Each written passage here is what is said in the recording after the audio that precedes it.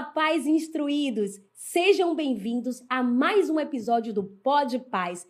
Pais instruídos e filhos fortalecidos. E se você está aqui, mostra que você é um pai, uma mãe e um filho diferenciado. Porque aqui nesse podcast tem pauta para toda a família.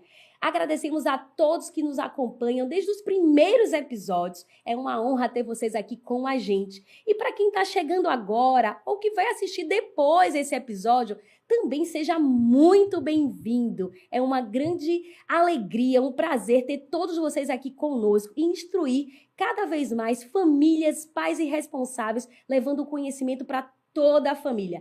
Quero lembrar que estamos em todas as plataformas de podcast e temos um encontro marcado agora às terças-feiras, às 20 horas, hein? Terça-feira, às 20 horas, temos um encontro marcado aqui no Pod Pais. Então, aproveita para se inscrever em nosso canal, deixar aí um curtir para incentivar, engajar aqui a toda a equipe, para que a gente possa estar cada vez mais motivados, levando conhecimento e instrução a toda a família. Além de curtir, compartilha com os grupos de pais, responsáveis, amigos, ajude a compartilhar informação e a instruir muitas famílias por todo o mundo. Podemos contar com vocês? Então, anotem aí para não esquecer, hein? Todas as terças-feiras, às 20 horas, você tem um encontro marcado com o Pod Pais.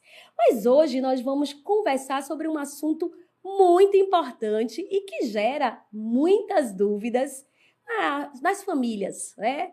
Na casa, enfim, entre os pais e responsáveis de muitas crianças.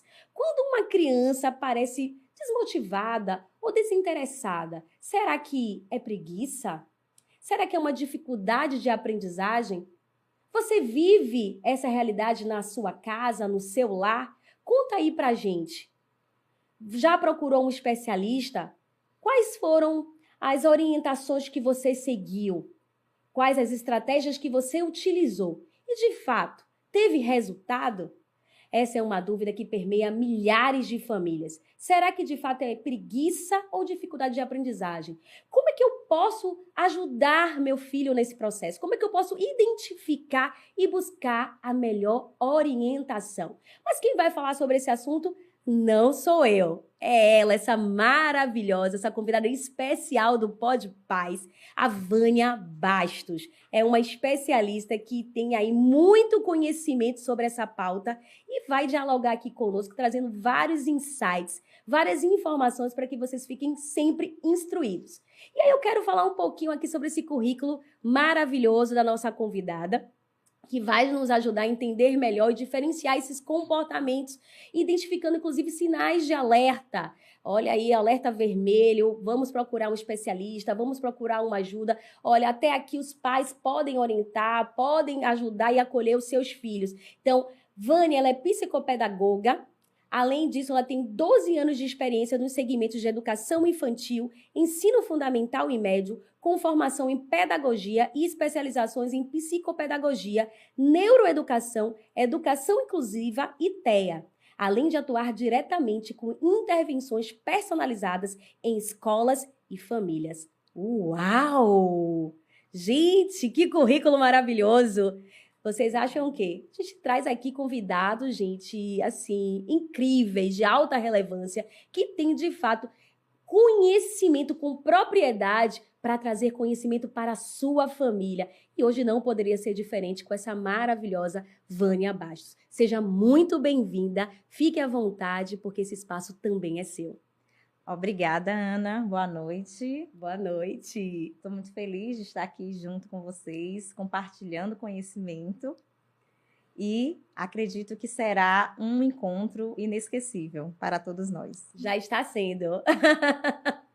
Já ali nos Com bastidores, certeza. a gente já estava aqui conversando, trocando algumas informações e com certeza são conexões que ficarão para a vida toda. Com certeza. Nós te agradecemos pela disponibilidade, participação, por tirar aí um tempo na sua agenda tão concorrida para estar aqui apoiando esse projeto e instruindo pais para fortalecer os seus filhos.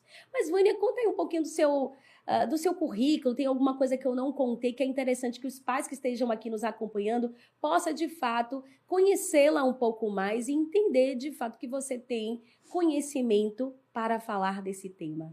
Joia! Então, Ana, eu venho da educação já há alguns anos, né? E eu falo que eu tentei sair da educação, mas a educação ela não saiu de mim. Porque em 2021 eu acabei saindo da escola que eu trabalhava para galgar outros caminhos, né? Eu fui para uma área totalmente diferente da educação, que foi a do marketing digital. Só que algo dentro de mim me dizia que faltava algo que me preenchesse, né? Até que eu comecei a observar que na educação, nas escolas, estava crescendo um quadro de crianças com muitas dificuldades. E isso me fez brilhar os olhos e estudar cada vez mais com o intuito de ajudar tanto crianças, jovens, adultos, famílias e escolas nesse processo de aprendizagem. Então, acabei voltando para a educação e a cada dia que passa, eu procuro me especializar mais ainda. O coração fala mais alto. Com sempre, certeza. não tem jeito. Exatamente. E que bom, ficamos felizes, porque estamos contigo hoje para tocar em uma pauta que é tão importante, é essencial para toda a família, independente da idade, porque muitas vezes a gente passa anos ali tentando entender e descobrir o porquê de determinada dificuldade. Isso. E vai passando o tempo, essa criança se torna um adulto e só vai ter um diagnóstico depois. Então, a importância, inclusive, de estar atento aos sinais, de buscar, de fato, conhecimento para poder trazer um melhor acolhimento, tratativa e todos saírem ganhando com esse processo. Mas, Vânia, para começar, diga aí para a gente o que de fato define uma dificuldade de aprendizagem e como ela se diferencia de uma falta de interesse momentâneo ou aquela chamada famosa preguiça. Ótima pergunta. Excelente, inclusive muito pertinente nos tempos que nós estamos vivendo. E antes de responder propriamente a sua pergunta, eu gostaria de definir um pouco o que seria a aprendizagem, o que é a aprendizagem. Muito bom. Então, de uma forma assim, bem clara, a aprendizagem ela é o que a gente capta, processa e devolve para o ambiente. Então, quando algo acontece nesse mecanismo, nesse processo, algo precisa ser investigado. Então, é aí que começa a se perceber quando a criança, quando o jovem, ele tem aquela dificuldade. Ou quando é somente a preguiça, né? A dificuldade, a gente pode dizer que ela é externa ao indivíduo. Então, a dificuldade, ela pode ser um período momentâneo que a pessoa, a criança, eu vou usar o termo assim, criança, Sim. Porque é lá na infância que a gente começa a perceber essas diferenças, né? Essas dificuldades. Mas podemos também perceber que eu estou falando assim do ser humano em geral. Mas quando eu falar em criança, eu estou falando de um modo assim mais generalizado. E porque a criança é quando a gente percebe mais esse momento da dificuldade. Então, a criança ela começa ali com uma desmotivação, não quer estudar. Quando se percebe que ela não quer fazer atividade, que ela não quer estar na escola, quando a família chama, está na hora de ir para a escola, ela começa com aquela birra, a gente precisa parar e ver. O que é que está acontecendo com essa criança? Isso está sendo pertinente? Está sendo corriqueiro? Ou é só um momento? Então, quando é um período de repentino, a criança ela pode estar passando por algum momento, né? Tipo a separação dos pais, a perda de um ente querido, né? Algo que está realmente angustiando essa criança. E aí ela passa por um processo da dificuldade, mas que ali, com as estratégias corretas, com profissionais corretos, isso pode ser sanado. E quando é uma preguiça, é geralmente algo que ela está ali aprendendo, mas não é do interesse dela. Não cativa ela para que ela aprenda com vontade. Então, isso passa despercebido. E assim a gente pode, né, classificar de um lado a dificuldade, do outro lado a preguiça, dessa forma. É muito interessante. E aí você toca, inclusive, em pontos que são sinais de alerta, entendendo como se dá o processo de convivência, de criação dessa família. Como que está esse ambiente ao qual ela está inserido. E tem aí as perdas, alguns fatos que, de fato, vão impactar nesse processo de aprendizagem. Ela vai refletir Sim. em alguma área. E pode Exato. ser com relação aos estudos, ao desenvolvimento dela, educacional. Então, isso é muito interessante. E trazendo esses pontos, Vânia, fala aí pra gente, né, para todos os pais que estão aí nos acompanhando, porque eu acredito que seja, inclusive, uma dúvida de muitos. Quais são os primeiros sinais que pais e professores, eles devem observar no comportamento dessa criança? Tanto na esfera, né, no ambiente escola, como no ambiente do lar. Sim, importante isso. Essas percepções, tanto em casa quanto na escola, ela é muito visível. Então, em casa, como é que os pais eles podem perceber que essa criança ela está com dificuldade? Através do seu desenvolvimento. Então, chega uma certa idade, a criança ela não fala, ela não interage, né? São alguns comportamentos que chamam a nossa atenção, enquanto pais e também enquanto educadores na escola. Na escola, a criança ela não tem o interesse de participar daquelas atividades onde os outros alunos estão inseridos naquele contexto. Ela não tem interesse de fazer atividades com materiais, tipo pegar um lápis de cera para fazer uma pintura. Então, a gente começa a perceber que existe algo ali naquela interação daquela criança, daquele jovem, que não está deixando ela avançar no seu aprendizado. Então, dessa forma, a gente pode perceber que existe algo a ser ali, ter um olhar mais atencioso. E quando a gente traz aí para o jovem, qual seria aí os sinais de maior atenção desses pais e professores? Ótima pergunta. Na escola que eu trabalho, nós temos visto cada vez mais meninos e meninas, né, mais até meninos. Quando eles têm dificuldade de aprendizagem, eles meio que mascaram aquela situação para que os colegas não percebam que ele tem a dificuldade. Então, ele acaba, muitas vezes, chamando atenção na sala, conversando no meio da aula, fazendo brincadeiras para também tirar a atenção de que ele está com a dificuldade de entender o conteúdo, de fazer aquela atividade. E aí ele leva para um outro tipo de comportamento, como forma de mascaração da dificuldade que ele possui. Muito interessante. E a gente vê eu acredito que ainda aconteça, eu sair da sala de aula, desse contexto, né, de ensinar, e tem aqueles grupinhos que ficam geralmente no fundo, e que ali estão, que não querem muitas vezes prestar atenção na aula, e acabam comprometendo e levando também consigo ali um grupo de amigos também, que às vezes até querem prestar atenção, mas é um sinal de alerta aí para os professores que estão nos acompanhando, que de repente esse aluno esteja com alguma dificuldade de aprendizado e não tem coragem de falar, se sente às vezes inibido. Então é importante entender que muitas vezes ele não está desinteressado na aula, mas pode ser um contexto de dificuldade. Exatamente. É exatamente isso, Vânia? Isso. É uma forma dele mascarar para que os colegas não percebam e acabem até tendo alguma atitude diferenciada com ele, né? De bullying, por exemplo.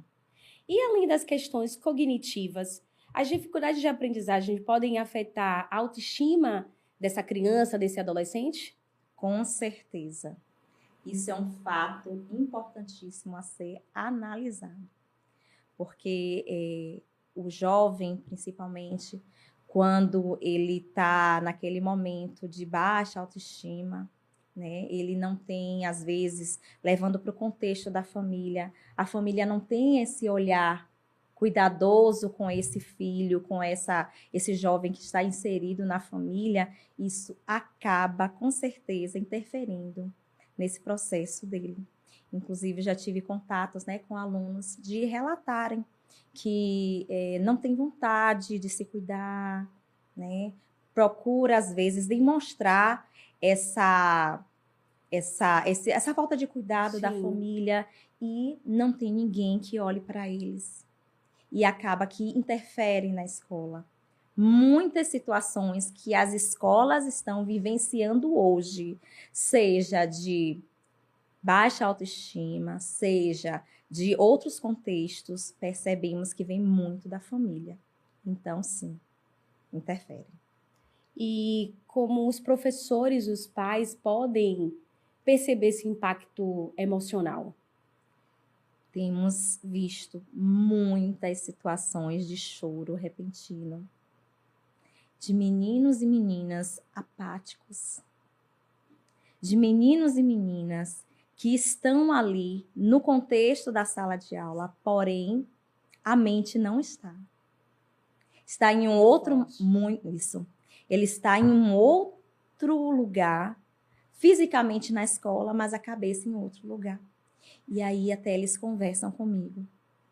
Psico, eu estou com dificuldade de aprendizagem. Eu estou na sala, mas a minha cabeça está na música, a minha cabeça está no meu jogo e eu não consigo me concentrar.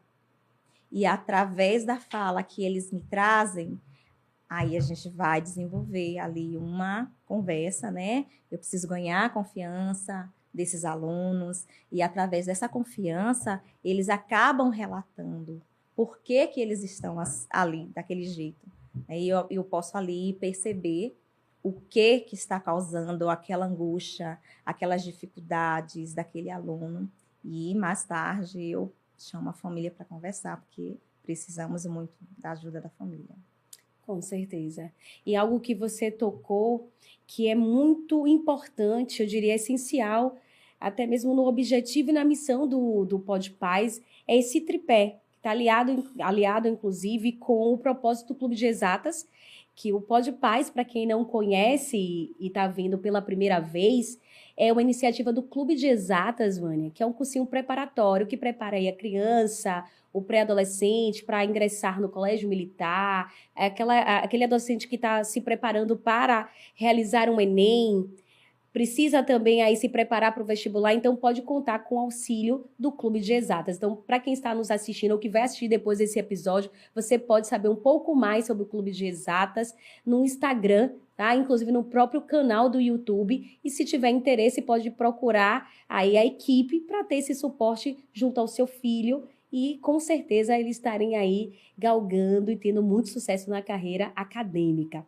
Mas, Vânia, você falou algo, como eu falei, que é o tripé, né, dessa pausa até para trazer aqui essa informação, mas o Clube de Exatas e o Pod Paz, ele tem aí como propósito esse tripé de pai, né, pais, professores e alunos, ou seja, os filhos. Entendendo essa importância e essa conexão. Você trouxe aí que quando é identificado esses casos, você tem uma conversa com essa criança, com esse adolescente, mas que os pais são acionados. Eles são comunicados e traz essa informação para que eles sejam não só participantes desse processo, mas que eles também ajudem, colaborem, até mesmo para entender a situação que muitas vezes está ali em algum trauma, alguma situação vivida até dentro da família mesmo. Então, esse tripé ele é importantíssimo para a evolução, o desenvolvimento, para que essa criança, esse adolescente, ele possa, de fato, trilhar sua história de forma assertiva, tranquila, entendendo quem ele é, a potência que ele tem e ser um adulto feliz, realizado, determinado, acreditando em quem ele é. Então, eu precisava reforçar isso, né? A importância de estarmos interligados, conectados nesse tripé que é tão essencial para a formação do seu filho, independente da idade que ele tenha, a participação da família ela é fundamental. E muitas vezes a gente tem aí essas interferências ou repasse de responsabilidades. Não, é com a escola, é com os professores. Então, não adianta o professor ter a percepção em sala de aula, não levar para a família e a família também não contribuir para. Com certeza. Foi uma fala muito, muito feliz, né? E me faz lembrar, e é algo que eu fico muito emocionada, porque, de fato, quando a gente vê esse alicerce, o resultado na evolução da criança e do adolescente é incrível. E você trouxe, inclusive, assim, muito da sua percepção, da sua atitude perante a essas demandas. Mas um professor que está em sala de aula, ao perceber esse impacto emocional na criança, no adolescente, qual seria a sua dica ou orientação para que ele possa, a atitude que ele deva tomar frente a uma situação como essa? Ótima pergunta. Inclusive, eu gosto de ter uma ligação direta com os professores. Em qualquer instituição que eu passe, eu gosto de ter esse contato e gosto de compartilhar com eles tanto o conhecimento e estratégias para lidar com esses alunos, quanto gosto muito também que eles compartilhem comigo. Porque eu me vejo muitas vezes, Ana, sendo aquele menino, aquela menina que está passando por aquele momento de dificuldade. Eu me lembro que quando eu era quando eu estava na época da escola, eu sentia tanta dificuldade. Naquela época, os professores, eles faziam como? A aula era oral, era quadro e fala, e o caderno apenas. Fato. Então, era muito difícil para mim, porque nós temos vários tipos de aprendizagem. E quando você utiliza apenas de um método de ensino, você não consegue contemplar a toda a sua turma. Porque ali naquela turma nós vamos ter alunos que são visuais, que são auditivos, que são sinestésicos. Então, nós precisamos criar estratégias de ensino de forma que a gente consiga contemplar toda a nossa turma. Porque, senão, alguém vai ficar para trás, né? E hoje eu fico muito feliz com esse olhar cuidadoso para com os estudantes, porque eu precisei desse olhar na época e eu não tive, mas eu busquei, né, por mim mesma, superar essas dificuldades. Então, o professor, quando ele identifica, né, essa dificuldade desse aluno, eles compartilham comigo e através do que eles me trazem, eu passo as orientações. Por exemplo, se ele me traz que é um aluno que está em sala de aula dormindo, sim, baixa a cabeça e dorme o tempo todo. É um aluno que não copia agenda. É um aluno que não entrega a atividade dentro do prazo, né? Então, eu digo para eles que isso precisa realmente ser compartilhado, né? Agradeço a parceria, porque para eles poderiam passar, né? Exatamente. Eu vi, não quer nada, menino preguiçoso, menino tá ali, veio de casa, agora já tá dormindo na sala. O que a gente vai fazer? Investigar. Por que esse aluno está dormindo na sala? Será que ele não dormiu em casa? Será que ele teve algum trabalho que deixou ele exausto? Talvez tenha insônia também. Será que ele teve insônia? Como é que está a família? Como é que está esse relacionamento?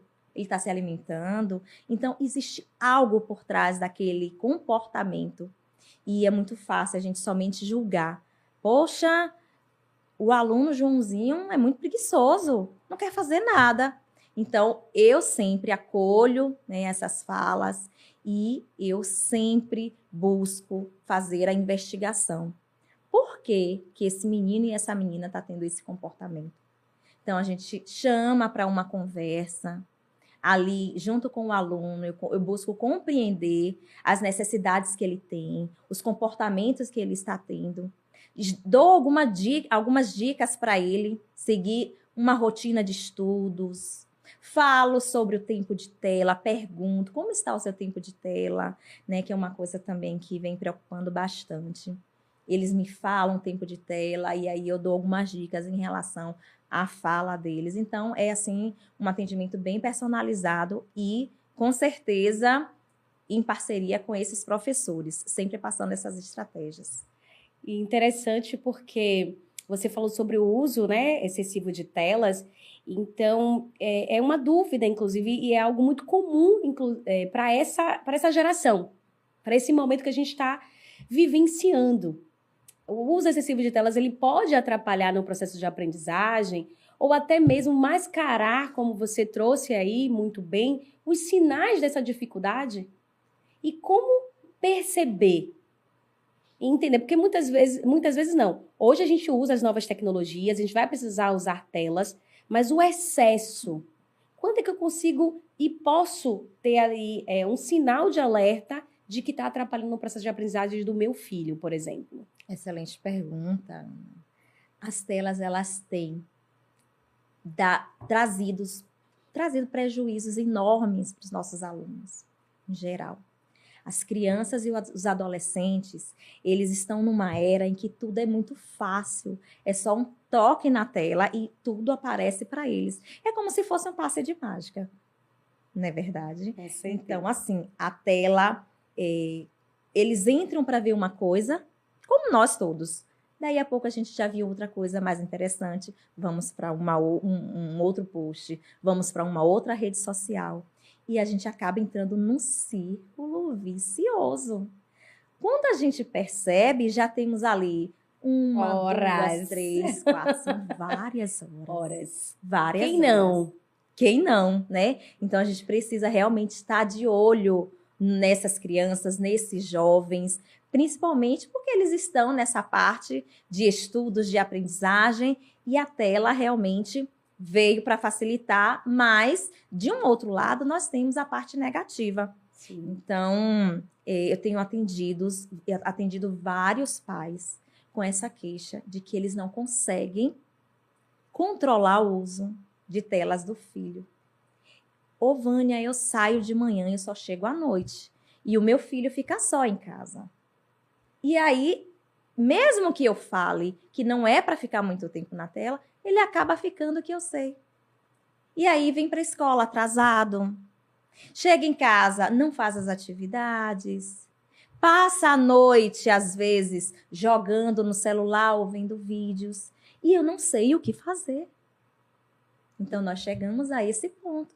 E, enquanto isso, nós, educadores, estamos vendo a aprendizagem desses alunos caírem. Uma coisa que foi muito assertiva, no meu ver, foi a proibição do celular nas escolas. Eu sou super a favor também. Isso funciona demais, gente. Nós estamos vendo alunos brincando, alunos interagindo, e não se via mais isso. Hoje, eles pegam um livro para ler, a biblioteca lá da escola, por exemplo, no horário de intervalo, fica cheia, os alunos lendo. Então, foram vários comportamentos que mudaram pela proibição das telas.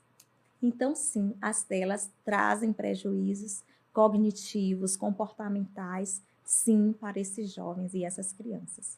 Foi falar em telas, Vânia, e o chat aqui tá bombando, viu? O pessoal tá bem animado e é, de fato, um tema, inclusive, que a gente já abordou aqui no Pod Paz e que traz diversas opiniões a respeito. E não só dos pais, como dos próprios filhos, com relação ao uso, da importância, inclusive, de utilizar essas telas para o processo de aprendizagem. Mas e aí, estamos a favor ou contra, inclusive, o uso em sala de aula?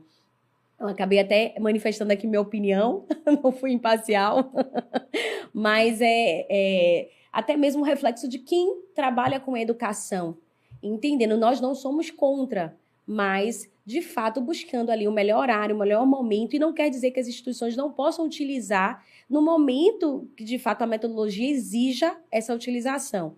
Então, eu acredito que essa revisão é importante para que a gente busque aí melhores resultados, que a gente possa, de fato, trazer menores prejuízos ou até mesmo anular esses prejuízos com relação ao processo de aprendizagem dessa criança, desse adolescente. Isso. Então, muito bacana. E aproveitando também, todos que estão aí nos acompanhando, se você tem alguma pergunta para deixar aqui para a nossa convidada, se você quer compartilhar um pouquinho da sua história, do que você tem vivido com o seu filho com relação ao processo de aprendizagem, se tem algum sintoma que você já percebeu e você tem aí uma certa dúvida de como, de fato, seguir, ajudar o seu filho, conta aqui pra gente, compartilha, será um prazer ler a sua pergunta para que a gente possa trazer aqui os melhores insights, a convidada possa responder, ajudando você a acolher e a cuidar do seu filho.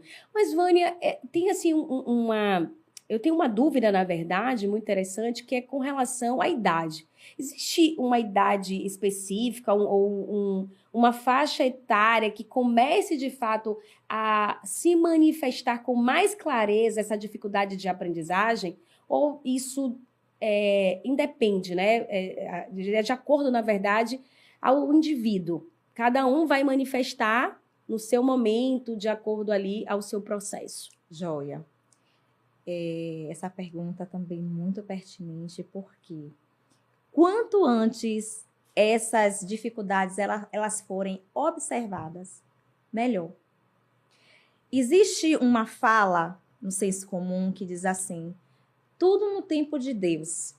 Então, muitas vezes as crianças chegam a 2 anos, aí ela não anda, ela não fala, e aí a família fica: ai, tudo no tempo de Deus. Mas será que é bem assim? Os estudos indicam que existem os marcos do desenvolvimento. Então, a cada certa idade, a criança, o adolescente, ele precisa desenvolver determinadas habilidades. Então, por exemplo, chega a 2 anos de idade, a criança não fala, ela não balbucia, ela não anda, seriam habilidades que ela já deveria estar desenvolvendo bem. Chega aos 7 anos de idade, está ali naquele momento em que a criança está no período da alfabetização, começando a ler, e a criança está demonstrando muita resistência, muita dificuldade, precisa também investigar, porque nessa faixa de 6, 7 anos é o momento, é a idade em que a criança ela começa a desenvolver a leitura, a desenvolver a escrita, e é nesse momento em que nós, educadores, temos uma visão mais clara da dificuldade cognitiva dessa criança, desse aluno, desse jovem. Então, a partir daí, o que pode se fazer? Pedir um encaminhamento para que se faça uma avaliação, porque quanto mais cedo essas dificuldades elas forem sanadas, muito melhor vai ser para esse estudante. Com certeza. E a diferença entre dificuldade de aprendizagem e transtornos de aprendizagem? Porque a gente já traz aí um outro contexto. A gente falou primeiro sobre preguiça ou dificuldade. E agora a diferença entre dificuldade e transtornos de aprendizagem. Como, por exemplo, o TDAH. Sim. Que hoje se fala bastante. Inclusive, diagnósticos já na vida adulta. Então, fala um pouquinho pra gente a diferença. Excelente.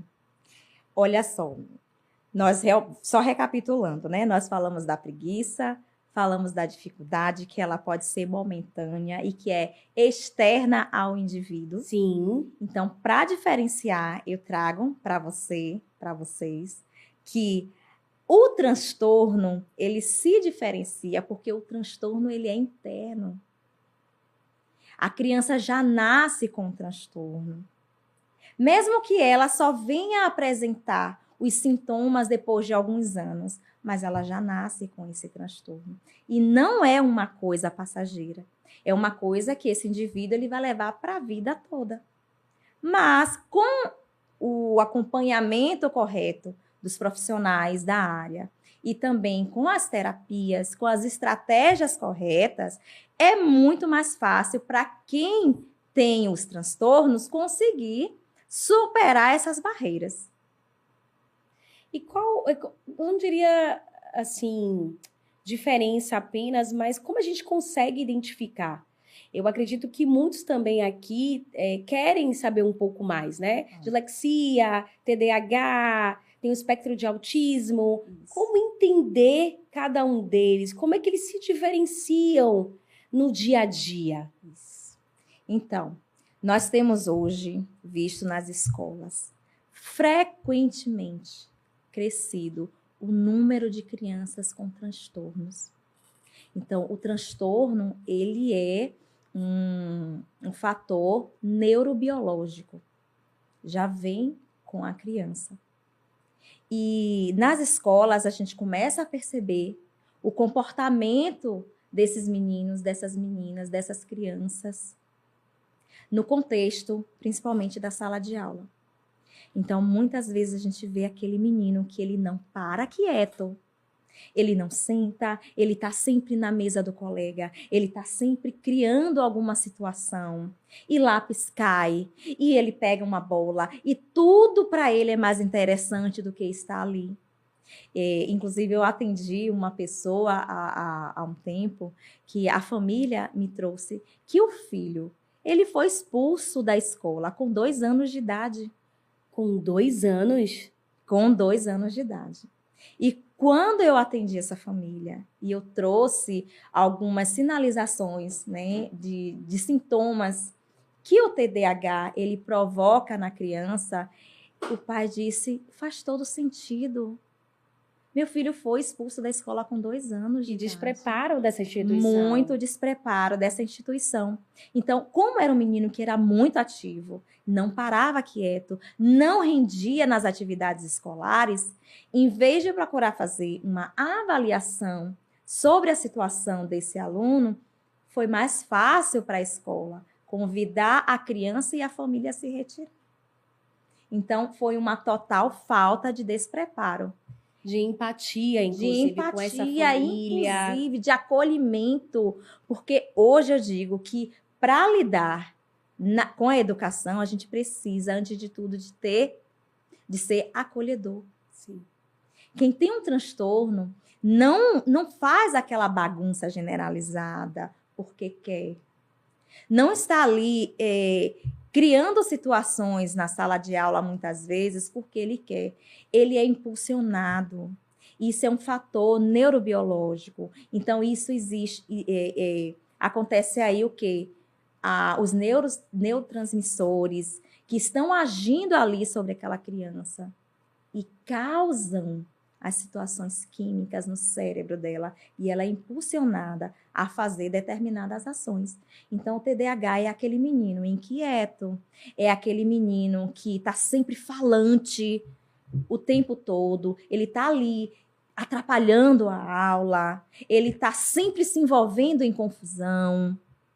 E, muitas vezes, com a dinâmica da sala, fica difícil para o professor lidar com essa situação, porque não tem somente aquele menino, aquela menina ali. Existem outros alunos que precisam da atenção. E muitas vezes o professor, a professora, ele acaba ficando com aquilo, achando que é só uma criança sem limites, uma criança sem educação, não procura de fato alguém que possa ajudá-lo nesse processo de lidar com essa criança, com esse aluno dentro da sala de aula, e a situação ali cada vez vai piorando. Então, hoje, graças a Deus, os profissionais da educação estão tendo um olhar mais atento e estão sinalizando cada vez mais esse comportamento dos meninos. Em relação ao TEA, nós temos aí o transtorno do espectro autista, né, que estamos vendo muito. As escolas estão com muitas crianças com TEA. E muitas escolas não estão sabendo lidar com esse tem uma equipe preparada para esse Não tem uma equipe preparada para lidar com o menino que está ali no momento de desregulação. Por exemplo, eu tive uma aluna do 2º ano que ela é TEA, ela é autista. E teve um certo dia que nós estávamos na sala e ela olhou para o céu. E, de repente, ela começou a gritar. Ela começou a se descontrolar, se desregular. E até a gente descobrir por quê, a gente que eu falo, eu e a minha assistente, né, a acompanhante dela, até descobrirmos por que que ela estava daquele jeito, eu tive que fazer um processo de investigação. E aí eu acabei descobrindo que, depois que ela se acalmou, lógico, que ela percebeu que ia chover. Chovendo, ela não iria para a área do parquinho, né, a área da cantina, brincar, fazer o lanche fora da sala de aula. E aquele momento foi para ela muita emoção. Então, ela processou muita informação ao mesmo tempo, levou uma carga emocional e ela acabou se desregulando. Então, o que a gente tem que fazer no momento desse? Quando esse aluno está no momento ali, que ele não consegue controlar essas emoções, o que tem que se fazer? Gritar? É tirar da sala de repente, sem saber o que está acontecendo? Não. O que a gente precisa fazer? Primeiro, a gente acolhe essa criança, procura saber o que está acontecendo, né? Deixa ela se autorregular. Conversa com a turma também, é fundamental a turma saber da condição dessa coleguinha, desse coleguinha que está ali nesse momento, e aí a gente vai fazer toda a socialização dessa situação e a gente pode ajudar essa criança nesse momento de desregulação. Então, são vários fatores que acontecem com essas crianças com TEA, principalmente quando a criança ou quando o jovem ele é não verbal. Que aí a situação fica muito mais difícil, porque ele está ali sentindo uma sobrecarga, às vezes sensorial, né? Muitos estímulos auditivos, muitos estímulos táteis, e isso acaba causando realmente essa sobrecarga emocional. Ele não sabe lidar com essas emoções e ele acaba se desregulando. Ele grita, ele bate, ele morde. E para isso a gente precisa ter a equipe preparada para saber lidar com esses momentos, porque cada vez mais nós estamos recebendo crianças com TEA na escola, né? Até o último acompanhamento que eu fiz da estatística é que a cada 36 crianças que nascem, uma nasce com TEA. Então, a demanda está crescendo cada vez mais e nós, educadores, precisamos, de fato, nos especializarmos, aprender a lidar com essas crianças, com esses jovens. Estamos com as escolas também com bastante adolescente com TEA. E só assim para a gente saber lidar com essa geração que está aí. Muito bom, Vânia. E o chat aqui, as pessoas têm compartilhado, as mães, têm compartilhado a vivência com seus filhos, a sua realidade. E eu quero ler aqui alguns comentários. Fernanda, boa noite, obrigada por estar aqui conosco, acompanhando o Pod Paz. Ela diz o seguinte, Fernanda Félix. Boa noite, meu filho está no 9º ano e fez as primeiras provas, foi muito mal em quase todas. E aí ela continua. O desinteresse dele pelos estudos parece que só cresce e quando tira a nota ruim fica mais desanimado. Fico me perguntando onde errei por essa falta de interesse. E aí, fala um pouquinho para essa mãe. Porque nós, quando assumimos esse papel de responsáveis, de pai e mãe, existe uma cobrança também nossa. E é importante também a gente ter esse acolhimento por parte dos especialistas, dos professores, não só na orientação, mas também nesse acolhimento e empatia pela situação, porque eu acredito que é muito desafiador. Então, para a Fernanda, o que você traz aí como uma orientação, uma fala de acolhimento para essa mãe que se entristece quando o filho também está desanimado, não se sente capaz? Eu costumo dizer que para todo caso que nós percebemos de dificuldade, de transtornos, de apatia, falta de vontade, na verdade, e até mesmo da preguiça, sim, precisamos partir de um quadro avaliativo, investigativo. Primeiro, a gente precisa saber o porquê. Por que esse menino está agindo dessa forma? A partir de quando ele começou a apresentar esse comportamento? Na família, como é que está essa família? Está passando por alguma situação que pode deixar esse aluno dessa forma? Os colegas na escola, como é que estão tratando com ele? Ele está passando por alguma situação na escola que está causando esse mal-estar nele e ele está externando esse mal-estar, digamos assim. Então, a gente precisa investigar a família, a gente precisa ter uma conversa com o aluno.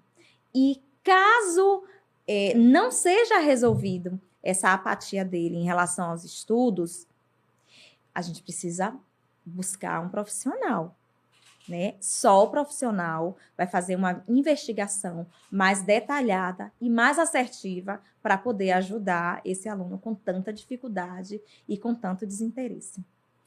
E no momento, qual seria a sua orientação para a Fernanda? Após a realização de uma prova, naquele momento ali de desânimo, às vezes até de chorar, não sei se acontece isso, Fernanda, se leva a essa instância, como mãe, como você também é especialista, qual seria a orientação até para trazer a tranquilidade para esse jovem e para a mãe? Exatamente. As mães, elas se cobram muito.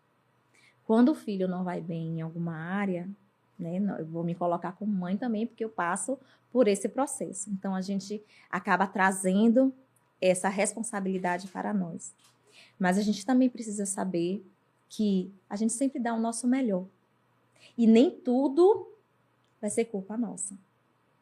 Então, ela precisa realmente dar a atenção para esse filho, saber dele o porquê. Qual a sugestão também que ele pode trazer? Porque a gente precisa jogar também a responsabilidade para esse filho, né? Não é só eu receber essa dor e essa demanda, solicitar para o meu filho que ele tem que estudar, que ele tem que fazer as atividades e tal, e também não jogar para ele que a responsabilidade é dele. Ele precisa saber que ele tem que ter uma rotina de estudos, que o que foi passado em sala de aula, em casa ele precisa repassar, né? A aprendizagem não acontece apenas no momento da sala de aula. Então, são várias situações envolvidas nesse processo, né? Então, preciso investigar o que é que tem mais a fundo para poder dar uma resposta mais aprofundada para essa mãe. Como é o nome dela? Fernanda. Então, o que eu digo para ela agora é que ela acolha, né, esse momento do filho e procure investigar, tanto com ele quanto com a escola, como é que está esse processo de aprendizagem dele na escola. Porque aí pode estar envolvido vários fatores, né? Podem estar envolvidos aí nessa situação desse aluno. Tem outros comentários aqui também, Vânia, do Tony Rocha. Ele diz o seguinte: tinha muita dificuldade com disciplina em estudar, em me organizar com as demandas da escola, mas por sempre tirar notas boas, só fui ter o diagnóstico na idade adulta. Ele diz que ele tem TDAH, mas que nunca tirou notas ruins durante aí o processo, né, da escola, nos estudos. Mas sempre foi muito inquieto e perguntava muito durante as aulas, né? Então, ele tinha essa dificuldade, às vezes, de se concentrar e só conseguir estudar para a prova na véspera. Então, Tony, primeiro, parabéns, obrigada por contribuir aqui com o nosso episódio, de trazer a sua história. Muitas vezes a gente tem aí casos de pessoas que já têm um diagnóstico, mas que têm dificuldade, inclusive, de levar isso para a sociedade, de assumir, de até mesmo se acolher, se entender e ver como você pode trilhar sua história, sua jornada de sucesso, entendendo que você é um ser humano incrível e como você pode buscar aí ajuda e seguir, de fato, a sua trajetória, se entendendo e se conhecendo e, sobretudo, se respeitando. Então, muito obrigada. E você, Vânia, o que é que me diz a respeito aí para o Tony? No caso, ele tem um TDAH. Exato. Ele tirava notas boas e só estudava na véspera das provas. Exato, mas era muito inquieto. Ele, na verdade, traz um pouquinho da sua história, né? Então, a gente tem muitos casos parecidos com o de Tony. E ele, no caso, ele só teve esse diagnóstico na idade adulta. Ou seja, já adulto veio, de fato, aí esse conhecimento sobre o TDAH. Isso. Você me fez agora me lembrar de uma fala até da minha sobrinha essa semana, né? Nós estávamos em uma resenha no grupo da família e aí ela me trouxe que muitos colegas dela estão sendo diagnosticados agora na vida adulta com TDAH. Importante é trazer o conceito do TDAH que eu acabei não trazendo. Eu falei do TEA, Sim, que é o verdade. transtorno do espectro autista. Sim. E o TDAH eu não falei, mas o TDAH, né, muitas vezes, muitas pessoas podem não saber o conceito, mas é o transtorno de déficit de atenção e hiperatividade. Que acho que quase todo mundo tem, na verdade. Que nos dias atuais dias atuais, com tantas informações. Tantas demandas, e às vezes a gente acha que está vivendo mais de 24 horas no dia. Exatamente. E é o que nós estamos mais vendo nas escolas, que é o TDAH. Né? Esse menino que não para quieto, esse menino que tem a dificuldade de cumprir a rotina, né? Que é taxado como bagunceiro, que não tem a vontade de estudar, porque ele se dispersa. O que acontece, Ana, muitas vezes? O aluno que tem TDAH, na maioria das vezes, ele vai ter uma dificuldade de aprendizagem, né? As mais... Dificuldade não, um transtorno interligado. Sim. Hoje, os transtornos mais visíveis na escola é o transtorno de aprendizagem com prejuízo na leitura, que é a dislexia, com prejuízo na escrita, que é a desortografia, e o TDAH. Então, geralmente, quem tem um TDAH está associado também a um outro transtorno. Sim. Né? E aí, um menino pega um texto que tem muitas palavras, um texto enorme, e aí esse texto, ele passa o olho, ele não entende nada. O que é que ele vai fazer? Ele vai deixar lá, não está entendendo. Não sei o que é isso. Então, para ele é mais confortável ele deixar o módulo de lado, ele deixar aquela atividade de lado, porque ele não está entendendo. Sim. Então, no caso do... Como é o nome dele? Do Tony. Do Tony, que passou por esse processo, isso é muito comum. Mais comum do que você pensa. Não é só ele que está nessa. Eu, inclusive, atendo vários alunos com essa mesma queixa. Né? E, na maioria das vezes, até não tem nenhum bom rendimento de nota. E é importante também trazer que, em casos de transtornos de aprendizagem, como a dislexia, a desortografia, né, esses transtornos com prejuízos ao TDAH, é necessário, muitas vezes, né, de acordo com as orientações dos profissionais, como psicopedagogos, neurologistas, psicólogos, neuropsicólogos, eles trazem uma orientação na avaliação desse indivíduo, desse aluno, de que muitas vezes precisa se fazer uma adaptação curricular para ele. Né? Às vezes é uma prova adaptada, uma avaliação adaptada que precisa fazer para ele, com menos textos, com mais imagens, com quantidade de alternativas, se for de assinalar, menor do que a prova tradicional. Então, essas adaptações ajudam muito. Então, a importância, inclusive, dessa personalização no processo de aprendizagem, entendendo que cada ser humano ele é único, é singular. Exatamente. E tem suas particularidades. Vânia, mas para os pais que estão nos acompanhando, eu diria até professores também, a gente tem responsáveis como tias, avós, que toda a família assiste o podcast. É muito bacana isso, porque a gente consegue, de fato, alcançar toda a família. E muitas vezes, mesmo com a participação e a presença de pai e mãe, a gente sabe que a avó, o avô, o tio ali tem a participação no processo de educação, cuida também dessa criança, desse adolescente. Então, para todos que estão aí nos escutando, assistindo aqui o Pod Pais, qual os passos práticos que você recomendaria, ou melhor, recomenda, a partir de hoje, dentro dessa temática que a gente vem discutindo, né? Preguiça ou dificuldade de aprendizagem? Então, os pais que estão aí nos acompanhando, todos os ouvintes, espectadores, têm aí essa dúvida. Tá, eu entendi aqui um pouquinho do conceito, entendi alguns sinais, mas, de fato, como é que eu posso já começar a agir perante a essa realidade? Se eu vivencio isso em casa. na escola. Muito bem.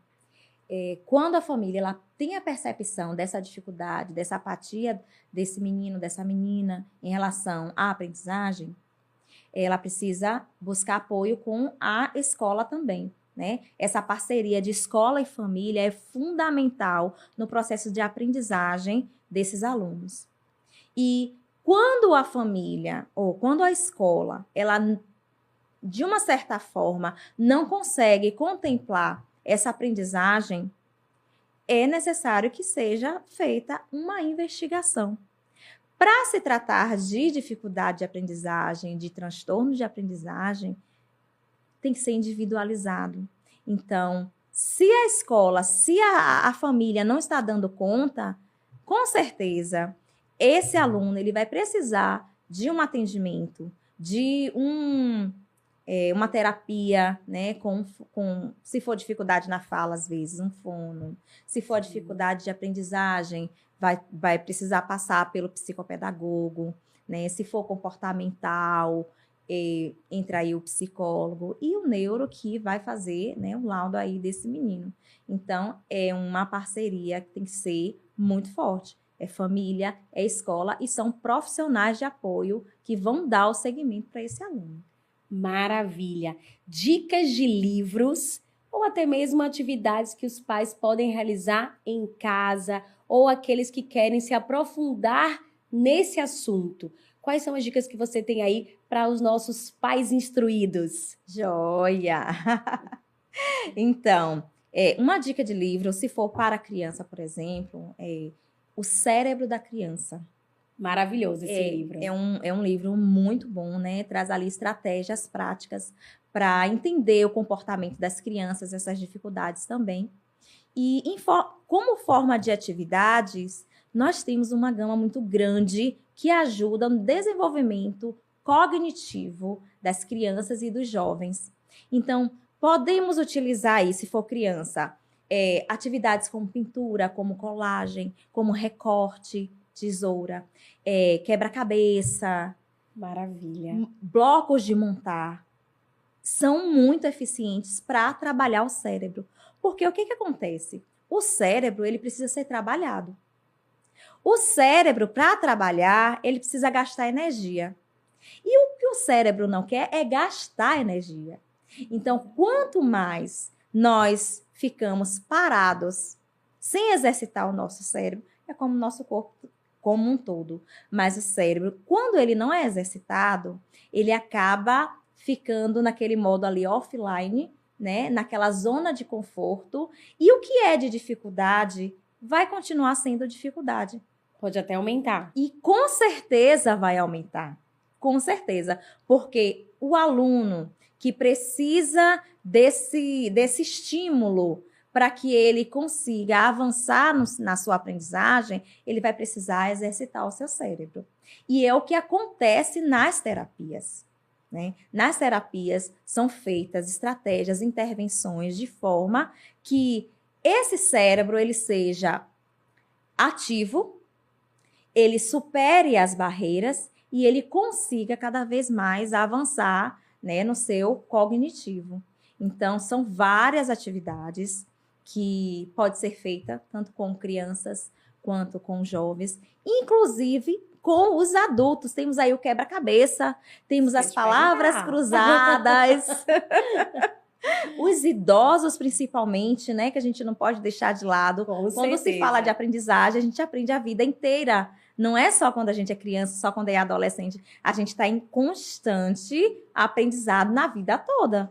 Então, é o adulto que está ali com a preguiça de ler, digamos assim, né? Num termo mais popular. Está com a preguiça de ler. Mas pega um assunto que te interessa, né? O que é que você gosta? Futebol? Novela? Vai lá, lê isso aí. Já é uma atividade para o seu cérebro. Vânia, muito obrigada por esse bate-papo incrível, tão necessário para todos que estão aqui nos assistindo e para quem vai ainda assistir esse episódio. Eu tenho certeza de que muitas famílias vão sair desse episódio mais instruídos, mais atentos e acolhedores, tendo aí essa atenção, esse cuidado com com os seus filhos. Então, Vânia, muito obrigada pela sua participação, por ter aceito o nosso convite, pela sua contribuição incrível em uma temática que é tão essencial e, ao mesmo tempo, sensível. A gente percebe o quanto se tocam nesse tema hoje, né? Algo como você trouxe. Na minha época a gente não tinha determinado conhecimento, a gente não teve, de fato, um especialista para nos orientar. E hoje é muito comum.